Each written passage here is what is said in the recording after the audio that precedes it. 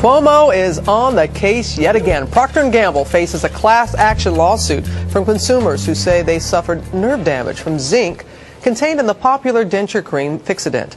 Chris Cuomo has investigated and discovered why a report in an important medical journal about zinc and denture cream was delayed, leaving doctors and consumers in the dark. And it's always good to have Chris here with us. And what do you have in your hands there? This big book is over 360 complaints, what they call adverse event reports, that were sent to the FDA from people who were using Fixodent. Now, the question is, if in 2006 researchers found a possible link between zinc and health problems after excessive use of the product, the question is, why did it take another 2 years for the public to be told?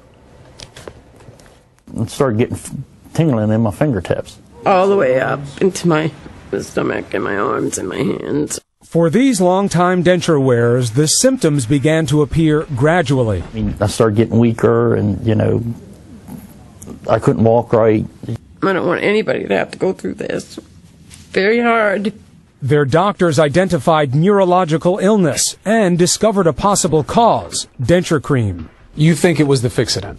I can almost guarantee it was a Fixodent. Security. Comfort. Confidence. They both used Fixodent, made by Procter & Gamble, marketed with the catchy tagline, Fixodent and forget it. But what P&G didn't tell customers for years is that the adhesive contains zinc, which when ingested or absorbed can lead to serious nerve damage if Fixodent is used excessively. When you started to have the symptoms and started to lose different types of muscle control, you kept using Fixodent. Yes, because I had no clue. The connection was first made 5 years ago by researchers at the University of Texas, who studied 4 denture users with neurological disease. And all of them reported that they were using these very large amounts of denture cream. But the authors say the study was delayed in part because of a review by this man, Dr. Kenneth Shea, who wrote, "Much of the information is irrelevant, little more than speculation." But ABC News has learned that Dr. Shea didn't reveal that he was also a paid consultant to Procter & Gamble, the maker of Fixodent.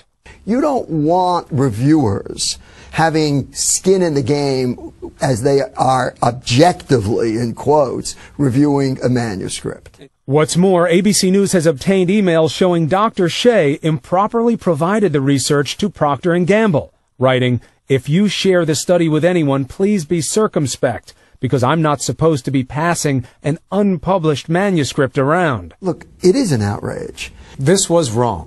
This was wrong. That's a fundamental transgression of professional medical ethics and not to be allowed. That is a transgression that is impermissible and indeed is nefarious. P&G declined to address our questions about Shea, and in a statement said, "We know of no valid scientific evidence that using Fixodent as directed causes any ill health effects." And Dr. Shea told ABC News that the research report had objective shortcomings. Both Mark Jacoby and Ann Kaufman have stopped using Fixodent, but the damage to their bodies cannot be undone.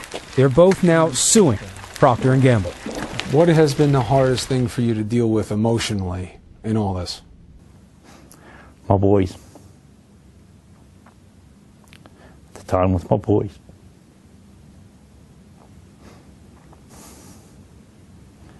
Just doing all the things that I used to do. Now, you should know that GlaxoSmithKline, which makes the other best-selling denture cream, Polygrip, they decided last year to remove zinc from all Polygrip products. Procter & Gamble, which makes Fixodent, elected not to do that. But since 2009, I want to show you this, they now have new label information. You see, oh, my finger's blocking it. See that new label information? And on the back, there's a caution. This contains zinc.